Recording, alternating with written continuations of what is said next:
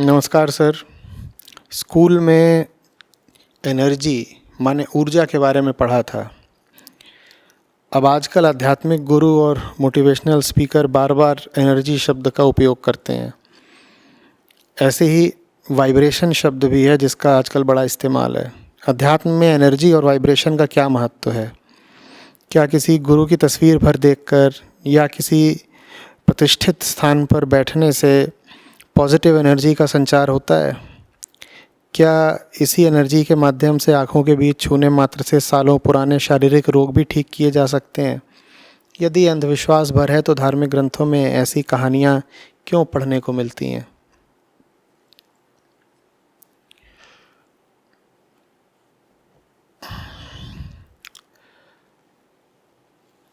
पदार्थ का ही दूसरा नाम ऊर्जा है, ठीक है। Material is energy. तो जब भी तुम ऊर्जा की बात कर रहे हो उसका संबंध भौतिकता से है, मटीरियल से है।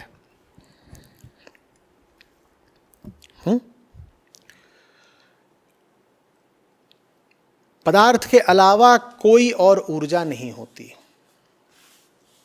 पदार्थ के अलावा कोई और ऊर्जा नहीं होती।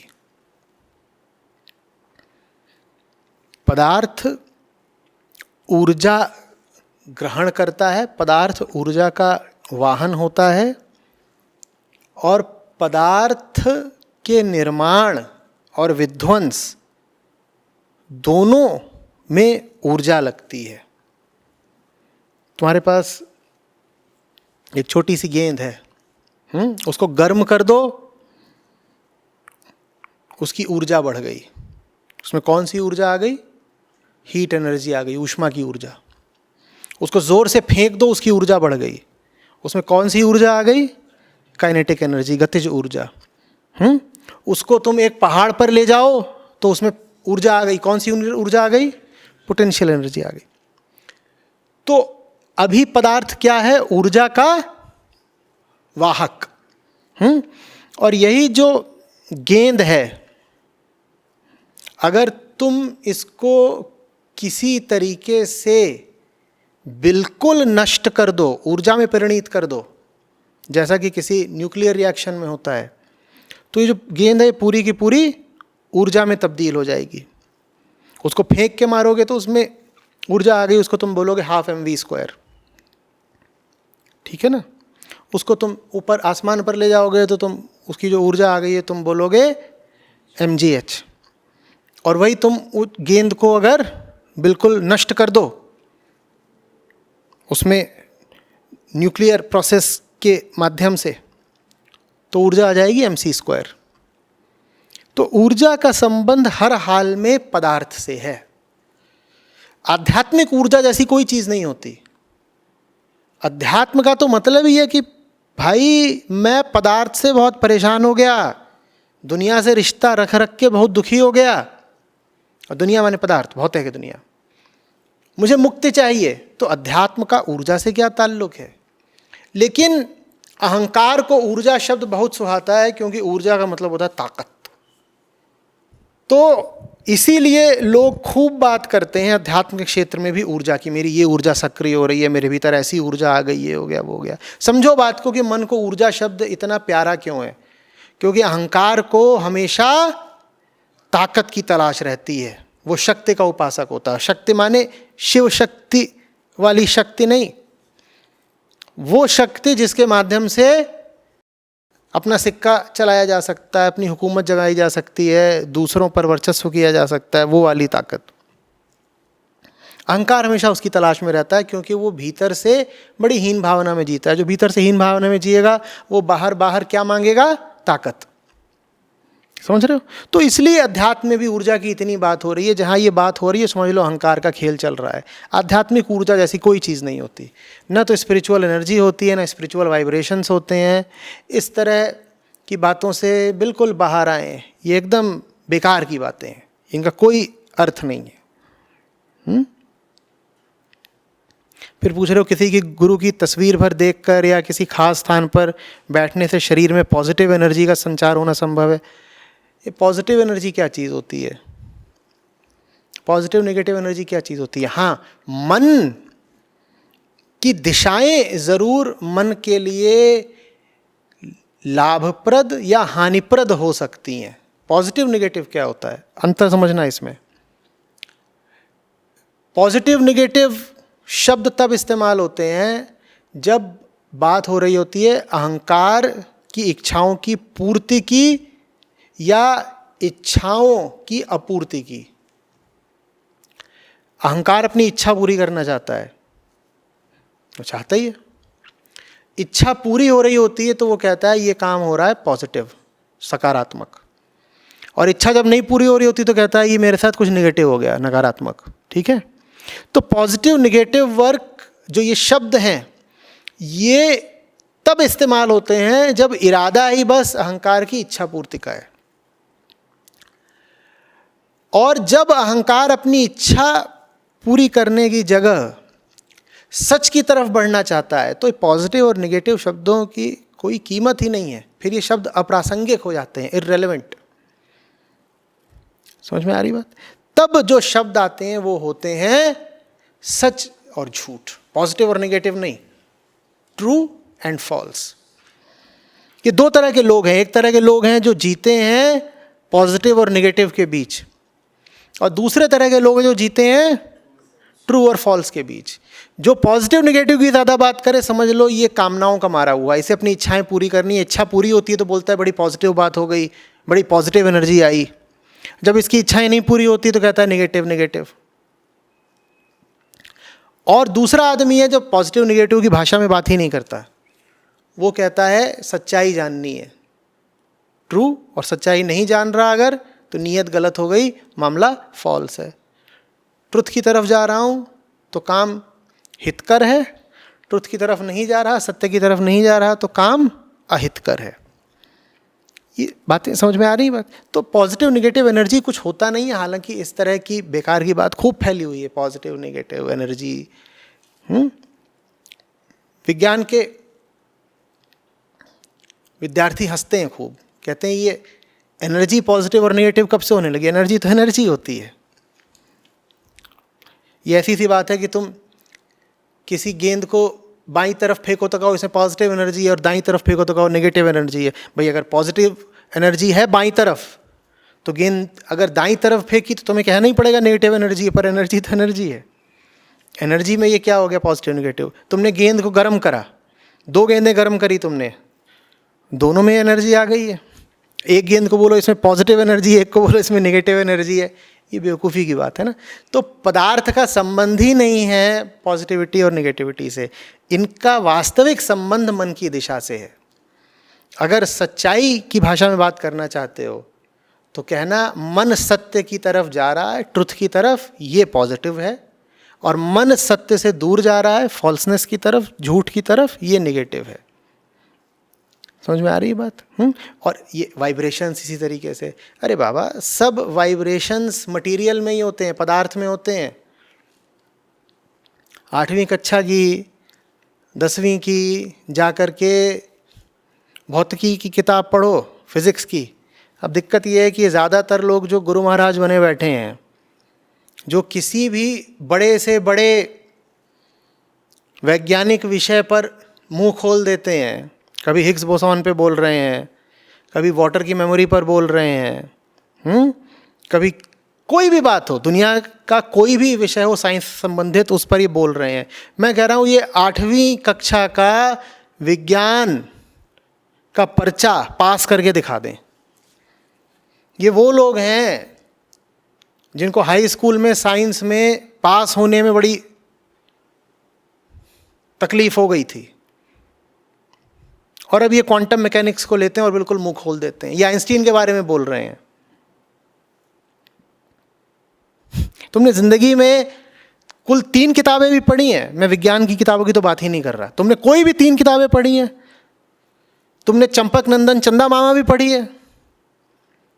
पर तुम मुंह खोल करके किसी भी विषय के बारे में कुछ भी बोल देते हो।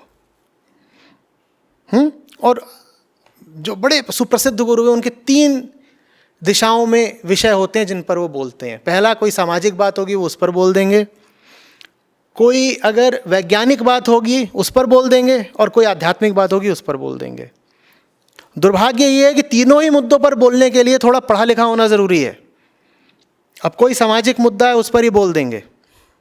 फेमिनिज्म पर बोल दिया, फेमिनिज्म का एफ पढ़ा है, जानते भी हो क्या चीज़ है, पर उस पर बोल देंगे, खूब बोल देंगे।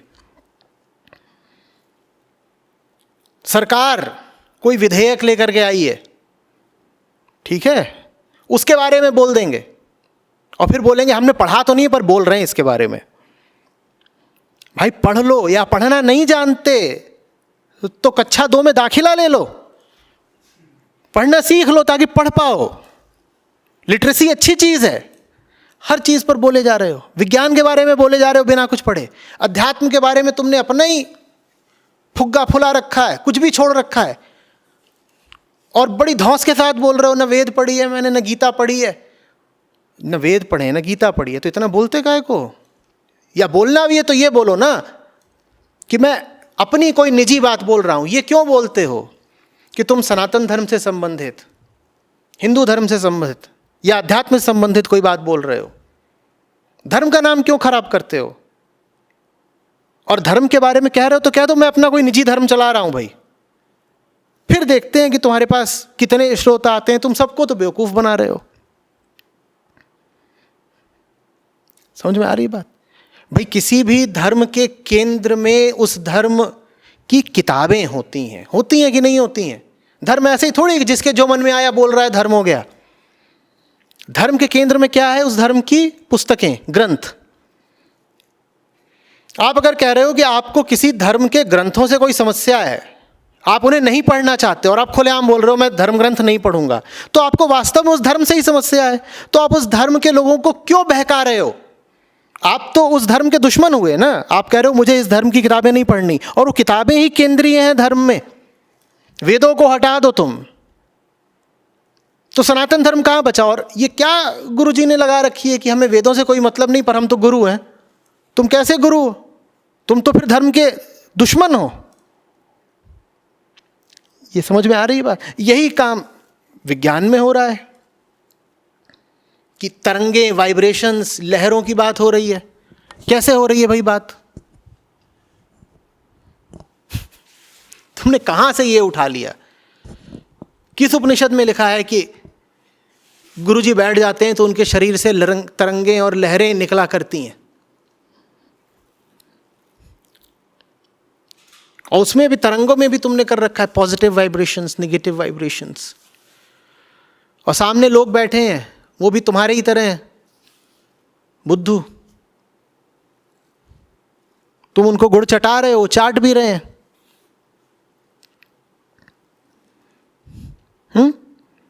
कि जब आपके पॉजिटिव थॉट्स होते हैं तो पॉजिटिव वाइब्रेशंस निकलती हैं, जब नेगेटिव थॉट्स होते हैं तो नेगेटिव वाइब्रेशंस निकलती हैं। शरीर से जो कुछ भी निकलेगा वो मटेरियल होगा। पसीना निकल सकता है, मलमूत्र निकल सकता है, और पदार्थ निकल सकते हैं। और ये जो आवाज़ निकल रही है, ये कहाँ से निकल रही है? ये वोकल कॉर्ड्स के कंपन से, मटेरियल है। और जाकर के तुम्हें अनुभव भी कैसे होगी? ये तुम्हारे ईयर ड्रम पर, मटेरियल पर, पदार्थ पर जाकर के प्रहार करेगी, कंपन होगा, तो तुम्हें फिर मन में अनुभूति होगी। इसमें आध्यात्मिक क्या है? स्पिरिचुअल वेव्स क्या होती हैं?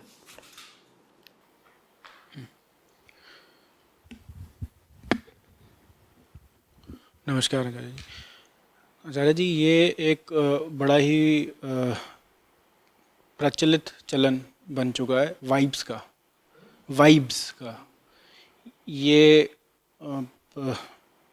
हर एक सेलिब्रिटी को बोलते सुनेंगे कि पॉजिटिव वाइब्स ओनली, कि remain different from the negative vibes. ये बात बहुत ज़्यादा फैल चुकी है। तो जो एनर्जी की बात कर रहे हैं, तो इस पर भी मैं चाहता था कि आप थोड़ा प्रकाश डालें, क्योंकि ये बात तो एकदम सर चढ़ के बोलती है। तुम सो रहे हो, कमरे में कोई प्रवेश करता है, ये वाइब्स वगैरह जो भी है तुम्हें पता चलेंगी क्या? तो वास्तव में इन वाइब्स का संबंध तुम्हारी चेतना से है ना। तुम कुछ देख रहे हो, कुछ सुन रहे हो, कुछ सूंघ रहे हो, उससे तुम पर जो प्रभाव पड़ता है उसको तुम वाइब्स का नाम दे देते हो। उदाहरण के लिए, किसी ने किसी तरह की कोई परफ्यूम लगाई हुई है, सुगंध, इत्र, 2-3 बार ऐसा पहले हो चुका है कि जो लोग उस परफ्यूम का इस्तेमाल करते थे उनके साथ तुम्हारे अच्छे अनुभव रहे। अतीत में ऐसा हो चुका है, ठीक है। संयोगवश तुम्हारा कोई दोस्त था, वो वैसी परफ्यूम लगाता था, तुम्हारे पिताजी वैसी परफ्यूम लगाते हैं, और एक बार तुम किसी इंटरव्यू में गए थे, वहाँ इंटरव्यूअर ने वैसी परफ्यूम लगा रखी थी और तुम्हारा चयन हो गया, ऑफर लेटर मिल गया। तो अब तुम्हारे मन ने एक पैटर्न पकड़ लिया है, क्या कि ये जो परफ्यूम है ये पॉजिटिव है, और ये तुम्हारे मन ने पैटर्न तुम्हें बता के नहीं पकड़ा, तुम्हें पता भी नहीं चलेगा कि तुमने ये बात पकड़ ली है, लेकिन मन ने ये बात पकड़ ली है अर्धचेतन तरीके से, सबकॉन्शियसली, और तुम नहीं जानते इस बात को। अब क्या होता है कि तुम किसी अजनबी से मिलते हो और उसने वही परफ्यूम लगा रखी है, और तुरंत तुमको लगेगा कि ये मुझे पॉजिटिव वाइब्स दे रहा है, और तुमको लगेगा ये कोई आध्यात्मिक बात है, इसका संबंध मेरे शायद रूह से, मेरी संबंध रूह आत्मा से नहीं है, अतीत के अनुभवों से है, पैटर्न से है। तुम्हारा मन पैटर्न मेकिंग में उस्ताद होता है, क्योंकि अतीत में पैटर्न मेकिंग के कारण ही जंगल में उसे रहने में सहूलियत होती थी। जंगल में वो पैटर्न पकड़ता था ना। क्या पैटर्न पकड़ता था? पैटर्न ऐसे पकड़ता था, जब झाड़ियों में इस तरह की आवाज़ हो तो समझ लो भेड़िया है, जब झाड़ियों में इस तरह की आवाज़ हो तो समझ लो तेंदुआ है, और जब झाड़ियों में इस तरह की आवाज़ हो तो समझ लो कोई शिकार मिलने वाला है। और ऐसे ही पैटर्न याद कर करके मन ने जंगल में निर्वाह करना सीखा था। तो वो जो जंगली मन है वो अभी भी बचा हुआ है, और वो मन सक्रिय रहता है बिना तुम्हें बताए, वो अंदर ही अंदर सक्रिय रहता है, तुम्हें बताता नहीं। इसीलिए कोई अनजाना व्यक्ति तुम्हें अचानक से अच्छा लग जाता है, कोई अनजाना व्यक्ति अचानक से तुम्हें बुरा लग जाता है। इसका मतलब ये नहीं है कि जो अच्छा लग रहा है वो वास्तव में अच्छा है, लव एट फर्स्ट साइट हो गया, वो बेवकूफ़ी है। और जो बुरा लग रहा है ज़रूरी नहीं हो तुम्हारे लिए बुरा हो, बस मन ने क्या करा है कि अतीत के कुछ पैटर्न्स का मिलान करा है और एक निष्कर्ष, एक कंक्लूजन निकाल लिया है। वो कंक्लूजन गलत होगा ज़्यादातर। हम मानते ही नहीं कि हमारे मन के ढर्रे काम कर रहे हैं, पैटर्न्स काम कर रहे हैं, कि हमारे मन के तहखाने काम कर रहे हैं, हमारी सबकॉन्शियस इंस्टिंक्ट्स काम कर रही हैं। हम उसको नाम दे देते हैं वाइब्स का। हम कह देते हैं नहीं, कुछ उस व्यक्ति में ही है, वो हमें पॉजिटिव वाइब्स भेज रहा है, उस व्यक्ति में कुछ नहीं है। तुम्हारे भीतर बायस है, तुम्हारे भीतर पूर्वाग्रह है।